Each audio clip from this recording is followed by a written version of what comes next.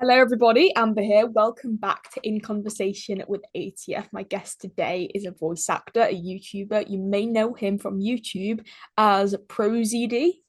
I got it right, didn't I? I said That's it right. right. Yeah. Okay, hmm good. There we go. I was wondering because we say Z as Z over here and stuff like that. Yeah, I no, presume. sometimes people say ProZD as well, which, that's totally Yeah, fine too.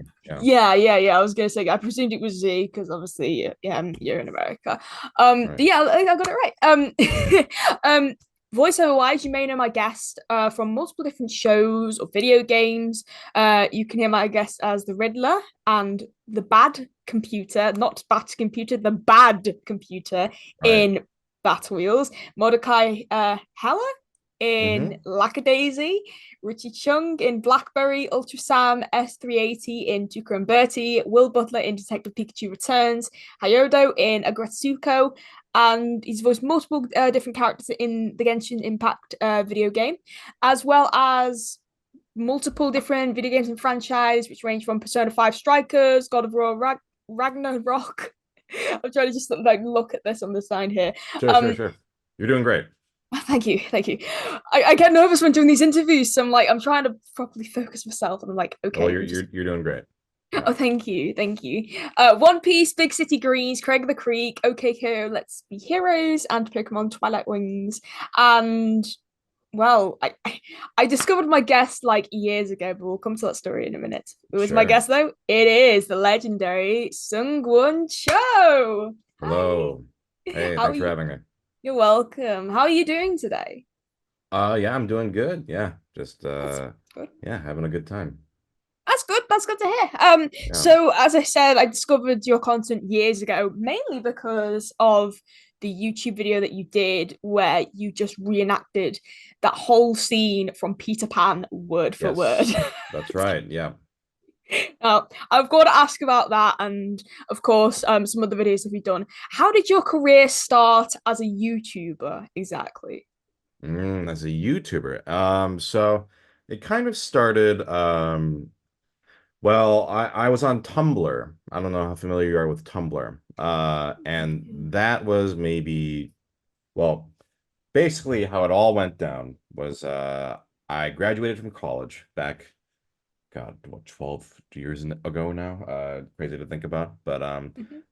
and I knew I wanted to be a voice actor. But I wasn't sure how one does that. It just seemed so impossible. So I decided, I'm gonna make a voice acting Tumblr where I post one audio post a day because I'm just gonna practice and see where it goes. And that was around 2012, and Mhm. then it just sort of started to, I would post stuff. Nobody knew who I was at all, and then that sort of started to grow. And then that led to Vine, and then Vine sort of led to YouTube. Of course, I didn't think YouTube would ever be some kind of career for me. It just seemed like impossible, but it just sort of accidentally came about that way. I think one of the first videos that sort of went viral or whatever on YouTube was there's a video of me singing Take On Me on the channel that's very silly. And I think it just out of nowhere started getting pretty popular. Of course, I say out of nowhere, but I had built up followings on, say, Tumblr and Vine. And so it kind of led Yeah. to that, I think. Just sort of this audience base led to this audience base. And then YouTube came as a result of that. So it was just sort of like over the years building up an audience, I guess. Yeah, and honestly, I've got to ask again about the Peter Pan video. Did you grow up watching Peter Pan? Like, how were you able to like memorize all of that scene? Because trust me, I came across it because I'm a huge Captain Hook fan, and I commented on Mm. that video 4 years ago, and it's crazy Oh, to see really? how much time has flown. I was like, oh my God, this is amazing. Like, I've seen the film a good few times, yeah, I Mm. cannot recite the film by memory. So how were you able to do that? I've got to ask. I watched that VHS tape so many times as a kid, just over and over and over. I mean, my mom would get me like, a bunch of the Disney VHS tapes. And so Hmm. it was just, if you were a kid, or not, well, not all kids did this, but me as a kid, I was just obsessed and would watch them. And I think for me, I've also always had like a very good ear for pitch, sort of pitch and cadence and stuff. So it just kind of I didn't try to, it just sort of cemented itself in my brain. And I can kind of do with other movies too. Like there's like Pinocchio or Toy Story or Robin Hood, a bunch of the ones that I really watched a lot. Uh, a lot of the scenes are just sort of, whether I want them or not, are ingrained in my brain. And yeah, it was just me watching them so many times. I didn't even realize I had memorized the whole movie until I think my wife and I were watching it, and I was like, "Oh, I think I know this whole movie like in my head." And I was like, "I just tell me when to start at any time, and I'll just start reciting it." Uh, and it's turned into a weird party trick now. At this point of, well, I can do pretty much any scene at any moment and just go. I don't know if you ever have this when you're like, you're supposed to be, or you're like in a waiting room or something, and you're just bored, or you have time to kill. Sometimes Peter Pan scene will just play in my head idly.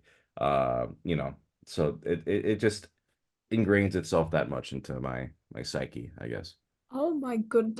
I was literally just thinking like I did the exact same as a kid. Like there were Mm, specific films that I watched over and over again. So like Monsters Inc. and I think Toy Story might have been one of them. Fantastic Mr. mm. Fox was another one of them because like Okay. I know just like and then like if I was in a test and I had finished before the other kids, I would just sit there and just like play Fantastic Mr. Fox in my head and just pretend to just like see everything come alive like right in front of me and hear the Right. people in the film speak. And it just Hmm. it just helped pass the time and it's just so it's so cool. It's I found it very sort of unique, but very Mm. cool. Yeah, Yeah. definitely. Um, what cartoons did you grow up watching? Because I know obviously you were. I'm gonna kick myself for not knowing this. You were born in the 90s, right? That's right. At the 1990, right Wow, at the very start. Yeah. wow. They're quite relatively close to my sister then, because she was born in 1991, so that was quite cool. Gotcha, gotcha. Yeah, Yeah, I was watching back then. I loved like Pokemon. I loved there's this block of like Cartoon Network shows. mhm, Your Powerpuff Girls, Dexter's Lab, yeah, Ed, Edd n Eddy. That is like, peak cartoons for me. I mean, I watched a lot of stuff. Saturday morning cartoons, I couldn't get enough. I was watching all of it, and also around that time, also really paying attention to voice actors in the credits. yeah, Like I would like, hear a voice and go, "Oh, that sounds like this character from this show," and then I would look up, or this was back when you didn't have YouTube, so I would have to wait till the credits played, and I would have to like look and like read them as fast as I could to see like who was who. Yeah, it was just sort of this. Cartoons have always been a big part of my life. yeah. It's the same as me. It's a mutual interest of everybody. If they've gone into voiceover, like it's not just video games or movies. It's really just cartoons as well, because that's where I think most people tend to usually get their start. I know obviously Frank Welker, we're Hmm. both a fan of him. He got a start in cartoons, and just other people like him and stuff like that. It's like a massive rabbit hole, honestly, and it's just so fun to go down whenever you're bored one day. You just look up the careers of all these guys, and it's just so great. Which actually leads me to the question. Sure. So you were recently in Batwheels. Well, I mean, recently, I think it was last year or 2022 that Batwheels Right. came out. Hmm. Yeah. And did you grow up with any of the Batman shows that aired back in the day, maybe? Because I was Oh just, yeah. Yeah, I oh, really? loved Batman the Animated Series, that Yeah. just classic, Kevin Conroy, Mark Hamill. Yeah. That was the one I grew up watching. I watched a little bit of Batman Beyond, and then later in life I would watch, like Justice League Unlimited, but for me, peak Batman is like Batman the Animated Series. Yeah, yeah, definitely. Yeah. And obviously we lost Kevin Conroy. I think it was a few Mhm. months after Batwheels first released. I Yeah, did it meet was him. yeah, not that long ago. Yeah. Yeah. That And was a then huge loss. Yeah. Yeah. So before that, I met Will Friedle, Terry McGinnis, and Mm. Kevin Conroy at a Comic Con, and they were both very sweet guys. Oh, that's good to Um, hear. Yeah. yeah, definitely. So I've got to ask. I presume, obviously, it might have been the same for any other show you auditioned. How did the audition process go for Batwheels? Yeah, sure. That was just your classic auditions sent to me through my agent.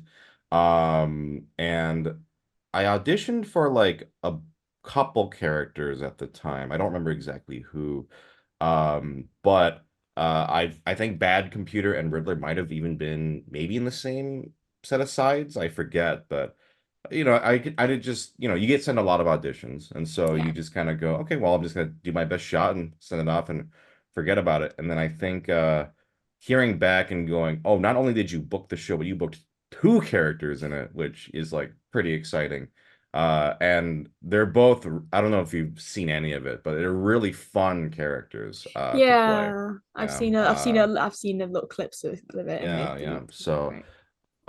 it's been a really fun working on it. And I mean, as someone who grew up on Batman, getting to voice any version of the Riddler is a pretty cool uh opportunity. So yeah, I mean, it was just your classic, regular auditions. I didn't think anything of it, just like, oh, it'd be cool if I could book something on this. And it worked out. So Sweet. Wow. Have you met any of the other members of the cast at all in person, or maybe virtually, or any of your villain co-stars? No, unfortunately. I think during that time, it was still COVID kind of either around that time. And so it Mhm. was a lot of like, solo recordings. I Yeah. know there were like talks of, man, we should get you and Tom Kenny like on at least like a remote call or something because Yeah. his character and Bad Computer interact a lot. Um we did have, there was like a Batwheel sort of like virtual sort of like cast um sort of meeting, sort of like a Yeah. preview. And in that, a bunch of the Like a voice rap actors party. Yeah. kind of like that. Yeah, we kind of got to see each other that way. Oh, that's cool. But yeah, that was fun. But no, none of them in person yet, I think. I may have to double check, but I don't think so. Well, hopefully you can meet them soon because I basically Sure. I've spoken to a few of them. They are a really lovely bunch of guys. I think some of them I've met in Mm. person, some I've done an interview with. But yeah, they're all very lovely. Actually, I've been wondering this because I wasn't able hmm to find out who was the hmm voice director for the show. Okay. So that it was mainly the showrunner. So let me get their names for you. One was Michael Stern, who is one of the creators, and then I believe Simon Smith as well. Ah, So right. who was the supervising producer, and so but mainly Michael, I think, was kind of like in charge of takes, but they would both kind of go, "Oh, what do you think? What do you think?" And so they were both kind of taking point on the directing for it. Yeah, that makes sense because I know a lot of the DC animated shows. I mean, up until her retirement, I think Andrea Romano did the majority of them. So yeah, Right. she was in the driving seat for most of them, and I think now for some of the Warner Brothers shows, they just get the producers to stand in, well, not stand in, but like do the voice direction themselves instead of like hiring Mm. someone else outside. But yeah, honestly, it's a really lovely little show. And just real quick, if we want to watch it, where can we find it? Can you get it online? What TV channel can we find Batwheels on? Well, let me double check. I think it's on Max. I'll double check that.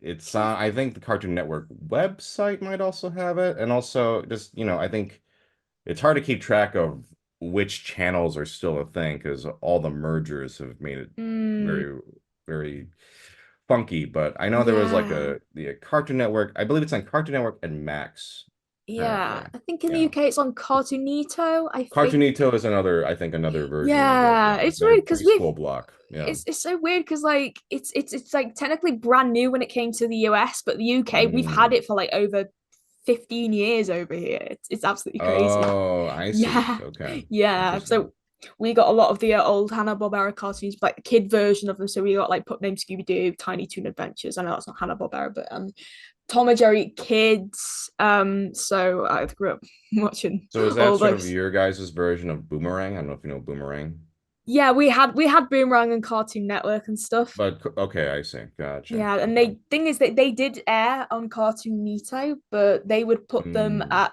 late night, early morning, so they weren't really Ah, I that see. popular on the channel, unfortunately. But Hmm. yeah, we had Boomerang, Cartoon Network. Well, we still have them, of course, but I believe Sure. like Boomerang, it doesn't screen much Hanna-Barbera cartoons anymore. It mainly focuses on sort of like the modern day programming, which is a bit unfortunate Hmm. because I was practically raised on Hanna-Barbera shows, so it was a bit Right, of a right. yeah. Um, is there any other voice actor that you've met, maybe a convention, maybe a recording session that you've ever met someone that you've been starstruck by, that you've been so happy to meet, especially? Hmm. Interesting. Starstruck? I think it's just so many voice actors are just very chill and friendly that even if I Yeah, do feel a little bit of that, I don't know, feel very comfortable. So yeah. yeah, no one comes to mind where I was like super intimidated or starstruck by, but the ones I've met have all been very lovely. That's lovely to hear. Have you ever met Frank Welker before? No, I have not. Ooh, you should meet him. I think he's doing a convention in LA this March if you can Oh, get okay, to it. cool. Yeah, it's the Transformers one I'm going to in LA. Oh, nice, nice. Yeah, so that's quite fun. Yeah. So Lackadaisy. Mm, Now I don't know too much about it, but I know obviously I have friends who are, who love the pilot, and one of the Lackadaisy voice actors is actually working on a project that I'm working on at the moment. I was in a recording mm, session with him, Michael hmm. Kovac. Oh, yeah. Um, yeah, so I know him quite well. So I thought I might as well ask about Lackadaisy. What was the audition process like? I heard it took a few years to obviously produce the pilot because it had to go Mm. through like a Kickstarter and everything like that. Um, what was it like for you? How did you get the role? And are you looking forward to it becoming a potential TV show? Mm. Well, Lackadaisy is a really interesting story because I mentioned that Tumblr that I made, Yeah. years and years ago. Mhm. So it was kind of a sort of crazy full circle story because back then I was doing fan dubs of the Lackadaisy webcomic on my own. Just like this was one of the first stuff I was doing just even before I became professional. And Tracy Butler, the creator at the time, was kind enough to, reblog a lot of the stuff, and I think she, enjoyed the stuff that I did back then. Um, and so that, because Lackadaisy as a comic has been around forever. It's been around since I was like a teenager. So Oh like wow. it's been around, I don't know, I want to say 17, 18 years. It's been around forever. And Hmm. I have been a fan of it since I was like, man, like 15 years ago. So it's just always like I was reading it back in live journal days. And so I was a huge fan of it. And I would make these sort of comic dubs of it. And yeah, that I honestly, she was a big help back in the day because nobody knew who I was, but it was some of those posts that she would share that started to get people's attention. Like, oh, this guy, like, oh, I like his stuff. So flash forward how many years, like, man, 8 years or so, or whenever I got this email. I got an email from Fable, the director Hmm. of the pilot, and they were saying, so uh the character Mordecai, your voice is the creator's personal headcanon for how the character should sound. Wow. Which I had no idea Tracy felt that way. Like I never like really like talked to her.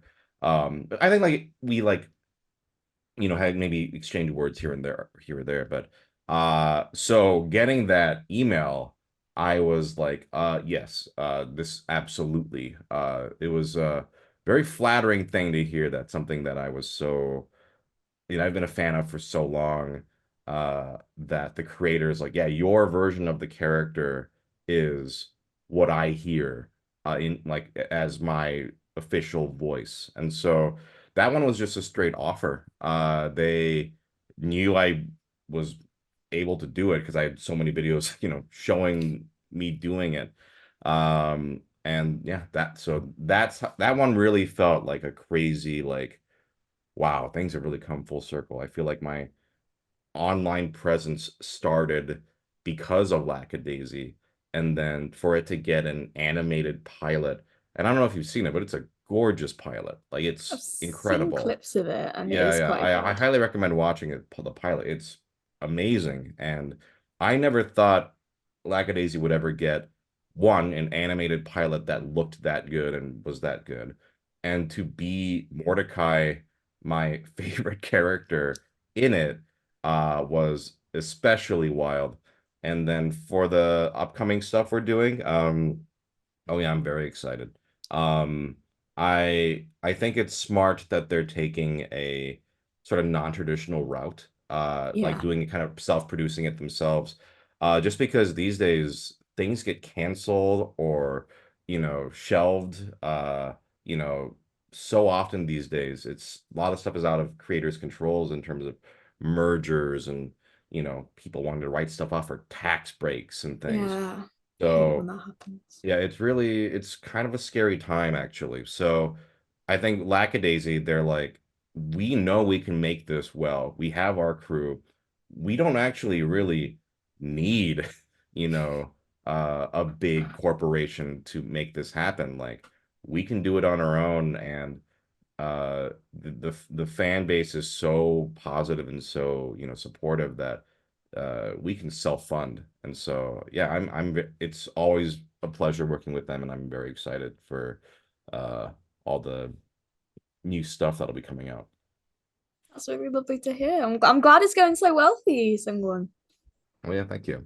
Yeah, I've got to ask about Sure. have you ever done any Comic Cons as a guest? And if so, what's been your favorite experience with a fan if you have one? Because of course, like a lot of them are just beautiful experiences. Like there has to be one that's come You right mean out like the top. conventions in general? Yeah, conventions. Yeah, yeah, Yeah, I've done a good number of conventions and they're super fun. I think uh in terms of like my favorite fan interactions, it's just, well, I like seeing everybody, of course.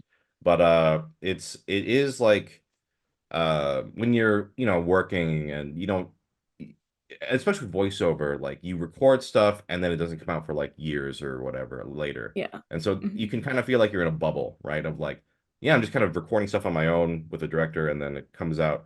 So then when you get to actually meet people who have seen it and are, so nice and so supportive about it, it's nice. I think my favorite interactions tend to be like people who just also are kind of like me, just nerds. Yeah. They're because I love board games, I love anime, I love these things, and when they just start talking to me about stuff that I like, and I go, yeah, well, we connect on that level too. It's not just like I don't know, uh, uh, guest and fan. It's like, hey, we're just shooting the shit, or sorry, I don't know if I'm allowed to swear, but shooting the Oh, crap. it's just fine. Go ahead. Yeah, Go yeah, ahead. I yeah. just love when they But say what they want. yeah. So yeah, I think just having those just conversations with people, it's kind of a general answer to your question, but those are the ones I tend to walk away from like, man, I got nice fans. It's nice to meet people. Oh, that's really sweet. Have you ever been to the UK before by any chance? No. The closest I've been, so in terms of Europe, I have been to Ireland only.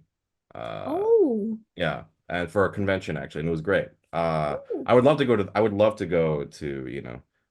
the UK or really anywhere else in Europe though. Yeah. What was the convention in Ireland? Was it MegaCon by any chance? It was Kaizoku-con, I want to say. It was in Cork. Okay. Right. Let me just double check that. Yes, Mm. Kaizoku-con in Cork. Right. Well, that's really cool. Yeah. Mhm. Yeah, we'd love to have you over maybe at a con someday. I mean, maybe MCM London, maybe Welsh Yeah. Comic Con, probably. I think you'd be really good. Yeah. I'd love to go. Yeah. Yeah, definitely. I think like with the sort of recent surge in Batman VAs, as in like Batwheels. I mean, I looked at the cast for Batwheels. It is Mhm. huge. It's Mm. just huge. There's so many people because you have at least one person for one superhero villain, and then one person for like their respective vehicle, and it's just like it's just so many, and it's just so Yeah, there are great. a lot of us. Yeah. Yeah, definitely. So video games. Hmm. I've heard obviously in your videos you've used a few snippets of Animal Crossing music, and I was wondering what are some of your favorite video games that you've played over the Mm. years? Just my favorite video games in general. Yeah, you can give me any. Yeah. Paper Mario, the first Paper Mario is my probably my favorite game. Hmm. Final Fantasy 9, Final Fantasy 7, those are some of my favorites. Pokemon, yeah, I'm as you can see, a Nintendo guy, Yeah. for my whole life. So, yeah, those are some of my favorites. Oh, that's really cool. So, have you ever played Animal Crossing before? Oh Or, yeah. I mm, don't know. Did you play New Leaf? yeah. Okay. So I played the original on Hmm. GameCube. I played New Leaf and New Horizons. New Leaf I played so much. For those of your listeners who know New Leaf, you'll know how crazy this is. I got every gold medal in the game, which takes a lot of Wow. time. I played that game, I think, 2 years straight. And that includes stuff like having to get 90% of all the items in the game for the catalog, or, you Oh know, my gosh. catching 1,000 fish or whatever. I played New Leaf a lot. I played a lot of New Horizons too, but New Leaf I played, I want to say like 800 hours or something like that over Oh two my years. gosh. Oh my So, gosh. yes, I have played Animal Crossing. Do you have a favorite villager? Poppy. Poppy's my favorite. Poppy. Yeah. Oh, I thought the way you said Poppy, I thought you were going to say Bob. I was like, oh, he's my favorite as well. Oh, who's yours? Bob. Oh, Bob. Oh, Bob's great. Yeah, I have multiple. I have Bob, there's Henry, there's Frank, there's yeah, Shari, yeah. which is a bit of a controversial one because of Jacksepticeye. Mac and Megan and she just a lot of them are all really lovely. Nice. Yeah. Um, can you remember who your first set of villagers were for the GameCube Animal Crossing? Oxnard was one. Um, Oxnard. Kabuki was another one. Oh, man, it's been so long. I think Maple might have been one as well. Mm-hmm. Yeah, those are some of the ones for I think my very first village. Yeah, Oxnard, I don't think he didn't appear in later editions, but yeah, Yeah, I Kabuki did think he appear. got left Yeah. behind, unfortunately, but Kabuki's still around, I believe. But yeah. Yeah, and Maple is as well. I'm trying to find where does it say? So yeah, Oxnard. I don't know. I'm trying to figure. But yeah, I didn't. I played all of them apart from the GameCube version because growing up we had a GameCube, but it barely worked, and we didn't have a copy of the Animal Crossing game. So Mm. yeah, Oh wait, his name's not Oxnard. Sorry, Oxford. Oxford. Oxford. I had to Google because I was also like, I'm not finding Oxnard. It's a Oxford, but cranky yes, bull but he villager. did not. I don't think he moved past the first game. Yeah. No, he didn't. He was only in the Debutto no Mori, and then he appeared in Animal Crossing, and then he appeared in Debutto no Mori E, and then the sort of the port for the IQ player in China, and he didn't move past Mm, that now. I right. think I am trying to think. But yeah, honestly, like I played New Horizons throughout lockdown, and it was probably I think Mm, like they delayed it to like March 20th, 2020, and then I was like, oh, come on, I've got to wait that long. And it's about that time that my country sort of went into lockdown because of COVID, and same. I was Yeah. like, well, that's quarantine sorted then. So I just binge played Animal Crossing throughout the whole Oh yeah, I was the quarantine. same. Yeah, it was like, at least this can help us get through this. Yeah, because I played it a lot too. Yeah, Yeah. yeah, yeah. Is there any sort of particular genre of animation that you've always wanted to work on? So it could be like, I don't know, anything for maybe Nickelodeon or Disney, or is there any sort of TV show that you've always wanted to be a voice on? Hmm. I mean, I'm open to pretty much anything. I think, uh, really in this job, it's you just kind of book what you can get, right? but I think I've Yeah. been lucky in that a lot of the shows I've worked on, I have really enjoyed doing. Um, Man, I think just something in general, is I'd love to see more, sort of like serious works, because I think in American animation, or Western animation, I should say, I think it can kind of be divided, like you're either, cartoon kid show, or you're, raunchy adult comedy. But I like the shows that are kind of like, uh you can be for all ages, but like tell a really gripping story, like a Steven Universe, right? A Steven Yeah. Universe, or like an Avatar Last Airbender, like obviously, perfectly suitable for kids to watch, but like, there's a lot of adults also like really enjoy the writing and the storylines and stuff like that. So getting to work on more things like that, I think, would be fun. Just those really good narratives. I'm always looking for that kind of stuff, and Yeah. hoping to work on stuff like that. Okay, so your live action work. So That's tell right. me a little bit about that. Now, of course, we got to talk about Blackberry. Sure. Um, what was it like for you to sort of stay with? It's not. I don't believe that's the first time you've done live action work, is it? Or is it? No. The first sort of live action work I did was a show called Anime Crimes Division, and that was Hmm. on Crunchyroll and YouTube. It was a co-production with Rocket Jump, and that was like a two-season, like sort of like web series. And that was sort of my boot camp of how live action worked. And I was fortunate in that I was working with friends and people who were very supportive and could kind of teach me how to do it, because I had no experience at all. It was very terrifying to jump into that world, but it was with the most, welcoming bunch of people. And so that was my how I learned all of that. And then Blackberry came a couple years later, and that was through the director directly reaching out, wanting me for a part in the movie, which was whenever I'm approached about live action stuff, I'm always like, yeah, if you think I'll be a good fit, I'll gladly do it. It's definitely a very different muscle than voiceover. Especially because of all the memorizing. You have to Hmm. memorize all your lines. I mean, in motion Yeah. capture, you have to memorize your lines too, but Hmm. for the average VO job, your cartoons, you walk in, you don't have to see the script beforehand, you just go. And I actually find in VO sessions, I'm very comfortable. Like I uh, I'm pretty much never nervous. Like in the beginning, when I was starting out, I would get nervous, but nowadays I walk in, I'm just very comfortable. But live action, because there's so much prep involved with memorizing, and then you got to think about your body language and what you're doing and things. So, that can be a little more stressful, but not in a bad way. It's like in a way where you're like kind of excited, you're uh at least since I don't do a ton of live action, I still feel this way, like, oh, there's this palpable excitement of, okay, let's get in there, let's do it. I'm sure once, if I ever did live action as long as I've done VO, then it'd just be Hmm. like, oh, okay, yeah, whatever. But for me, it's still very, exciting. So, um yeah, definitely having to, you know, hit your mark and keep your lines memorized. It's very a little scary, but it's rewarding in its own way. Yeah. Would you like to do more live action work?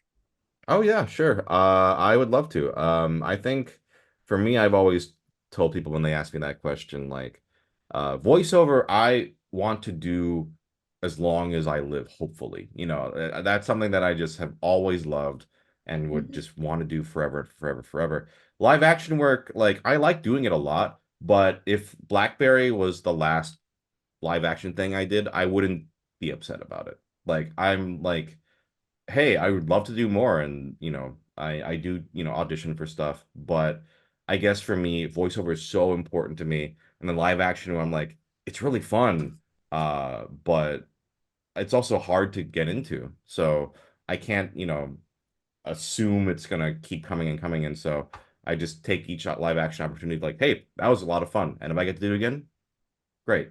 So would Yeah. definitely do more. Yeah, and that reminds me, regarding your anime work, would you say dubbing is hard compared to recording for original animation?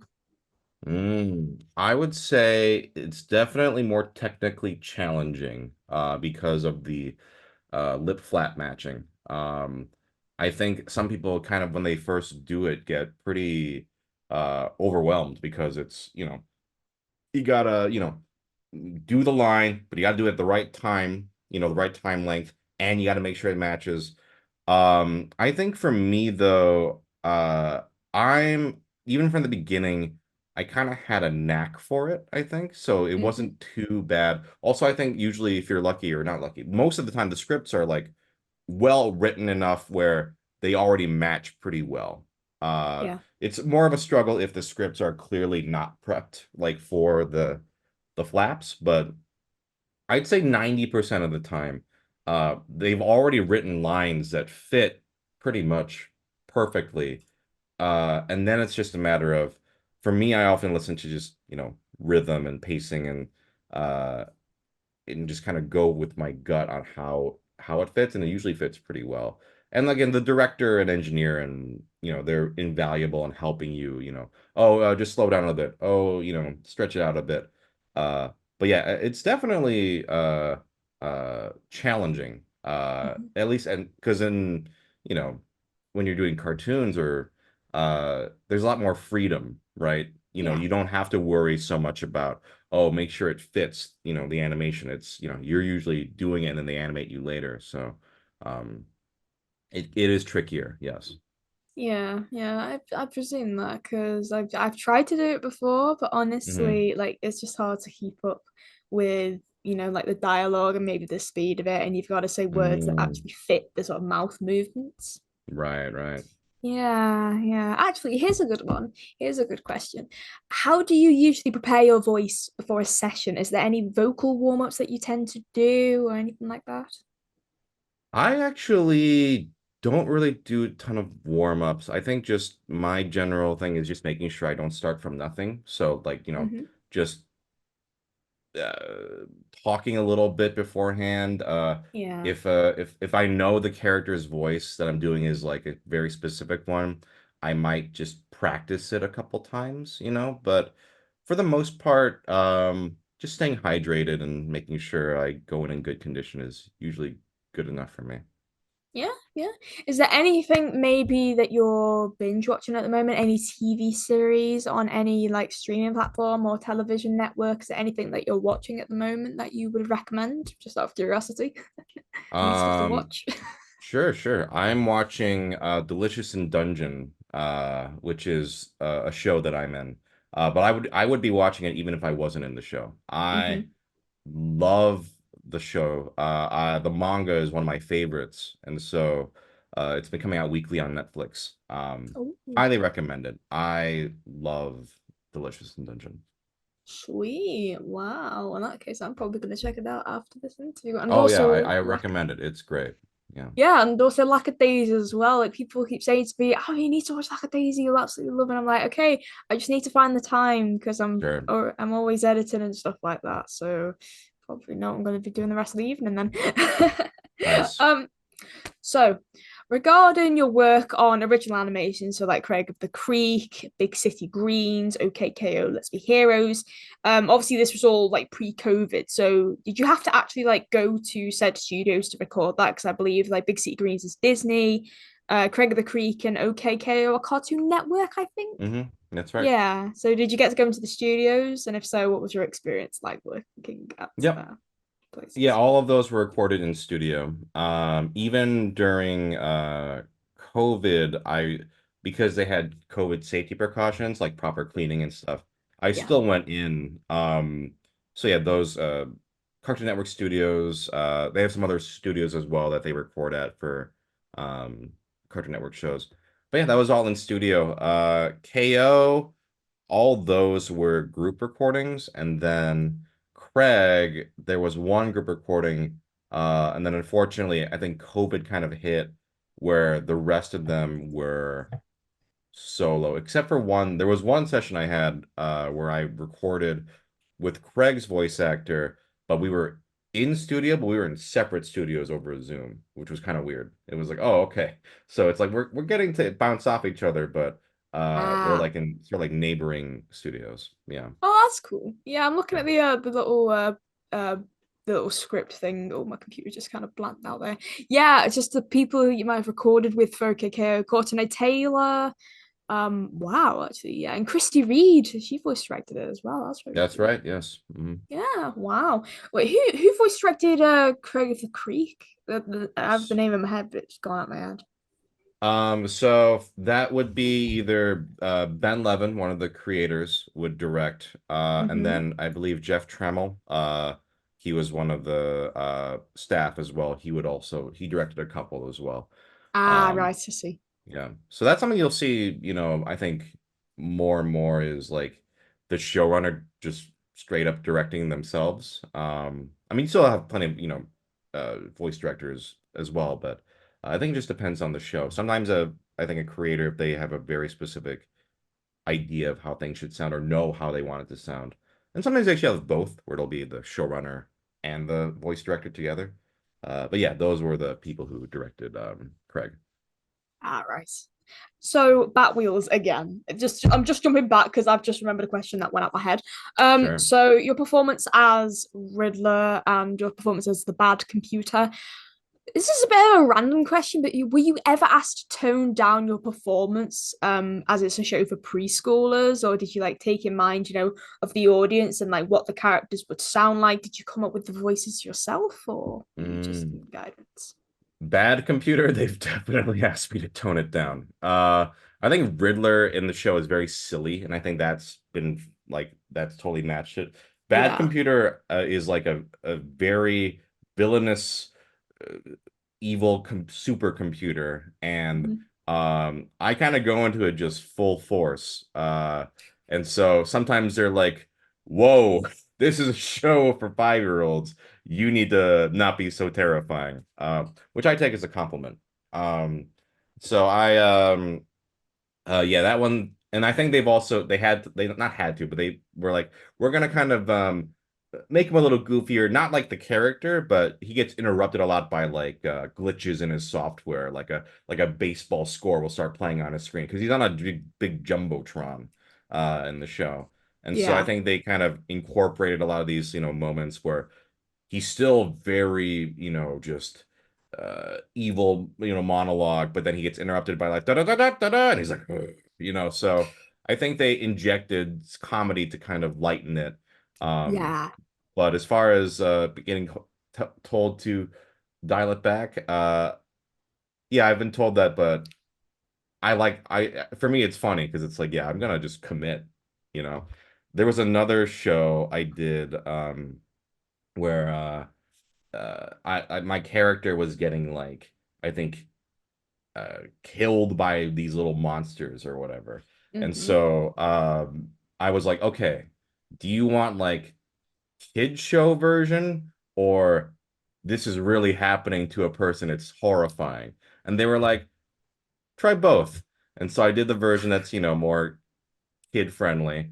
And then I did the one that's like, oh, I'm in The Last of Us, just like getting, horribly devoured. And they were like, yeah, we're gonna take the other, we're not gonna take that one. That's gonna traumatize children. I mean, they liked that take, but they were like, we if we could, we would, but we're not gonna be able to get away with that. So yeah, Well, hey, at least you're committed to it. You put your heart and soul true. into that performance. Yeah. um, So, Detective Pikachu Returns, which recently Hmm. came out on Switch, if I believe. I don't really play the That's Switch right. anymore. Yeah, so your character, Will Butler. Tell me a little bit about Will. Sure. He's just your typical just cop. He just wants to, protect the people. There are some like plot stuff with him I can't talk about for people who want to play the game, but Yeah, totally yeah, understandable. just your kind of rough and tough sort of cop guy. That's sort of his Ah, vibe. right, I see. Yeah. Yeah, I've not managed to play it as of yet. I have seen a few clips and just like, I think it's really unique, because I think like since uh the directors of like people who make Pokemon sort of stop the idea of Pikachu being with Ash and then Pikachu that being with different companions and stuff like that. I think that was Hmm. quite unique. That was quite a unique Yeah, thing. yeah. Yeah. Do you prefer voice acting for video games or for television shows if they Mm. are sort of different to each other? I think they have their pros and cons. I like both. The reason why video games can be very satisfying is because there's usually a lot more dialogue. Yeah. Because, there's so much you have to cover, right? All these different reactions and things like that. So, video games can be fun because you have so much to work with and you really sort of dig into the character. Um, but on the offhand, like sometimes it can be like they don't have like finished footage or anything, and so you're really just kind of looking at an Excel sheet, an Excel sheet of lines. And a good director though will help you give understand the context of stuff. Whereas for, let's say, a cartoon, what's satisfying about that is that usually you'll see storyboards and Mhm. like a full scene, and so you can kind of like really kind of immerse yourself more, I guess, because there's almost like a semi-finished version in front of you. Or dubbing, for example, you can see it. It's literally there in front of you, the finished animation. So I think that has its strengths because it feels, even though it's a shorter amount of dialogue, I guess since you've got more to work off of, it can be, easier to dig in, I think. Um, but as far as a preference goes, it's hard. They're both great. I think I don't know. I do love working in cartoons. I think cartoons are just uh even if it's a small part, a cartoon session can still be really fun. Like even if I go and sometimes you go in for like utility roles where it's like, hey, we want you Yeah. to do like 5, 6 voices because we need just someone who can do five, 6 different voices. Yeah. Uh, and maybe they have like a couple lines each, but it's still really fun. So I think my answer might have to be that, even though I do really like working in video games too. Sweet. Wow. You were born in Minnesota, That's if right. I remember correctly. Yeah. When did you move out to LA? So I moved out to LA, was it 7 years ago now? I want to say Yeah. I was gonna ask what 2017. also inspired the move. Was it your voiceover career? Was it your YouTube career? Was it? Mm. Back then, around that time, I was actually in the running for a potential Marvel live action show. Um, Wow. yeah, and I was like, uh, I was going up in the auditions, and I was actually in the final three for a role in that. Wow. This was a show that ended up actually getting not made, unfortunately. I mean, well, maybe Oh. fortunately, because I didn't. Anyway, I'll explain. But um, well, what ended up happening was like we were living in Michigan at the time, Mhm. and I was getting closer, and then I was found out, oh, you're like, there's like it's you and one other guy for this like regular role. And my wife and I, we talked about like, hey, if I get this role, we have to move there. Are we prepared for that? And then she was like, yeah, no, I mean, we both wanted to move there eventually to LA. And Mhm. so we were like, okay, yeah, if this happens, uh, let's do it. Let's do it. And then I ended up getting news I wasn't cast, which at the time was a bummer. Later, it kind of was like almost a relief because it was supposed to go direct to series, and then it didn't. Um, and I would have been locked into a contract uh, about with the show that ended up not getting made.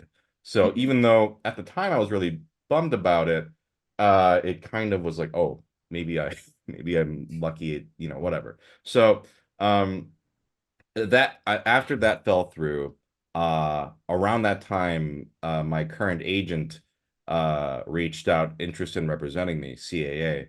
And so I was like, sure, if you want me as a client.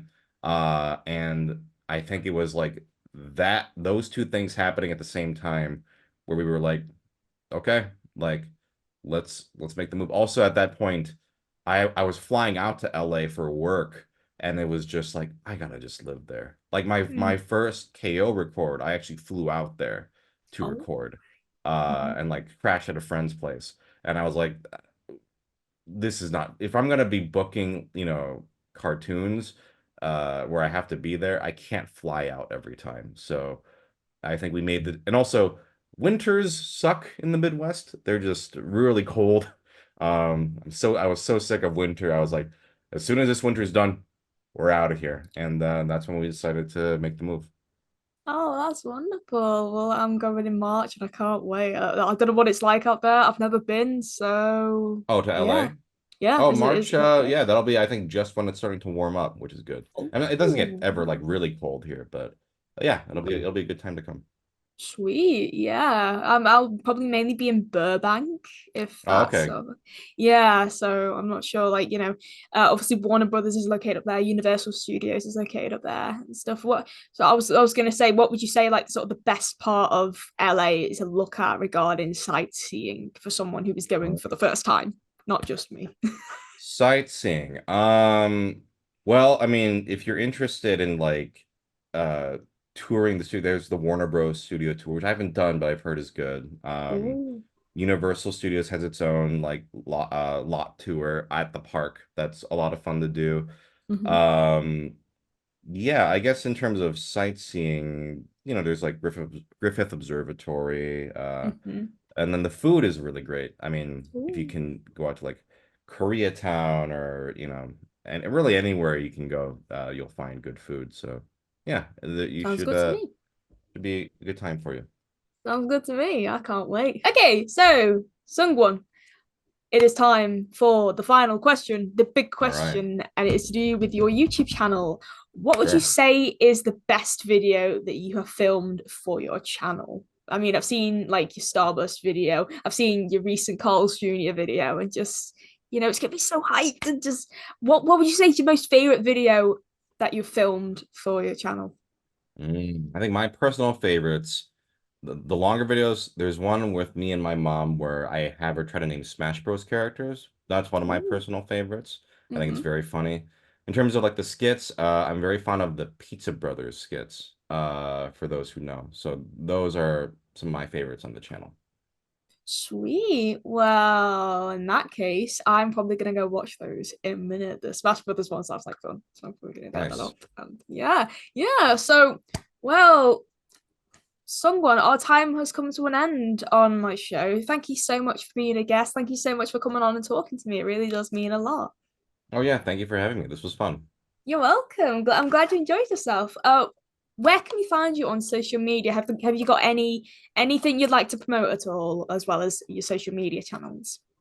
Yeah, you can just find me on YouTube, Twitter, Twitch, just Google ProZD, PROZD or ProZD. And you'll find all my stuff that way. Sweet. Well, in that case, I'll link all that in the description. To you at home, thank you so much for watching this episode of In Conversation with Data featuring the lovely SungWon Cho. I hope you enjoyed it as much as I did filming it. Don't forget to like, comment, subscribe, and we'll see you around. Take care, everyone. Bye. And cut.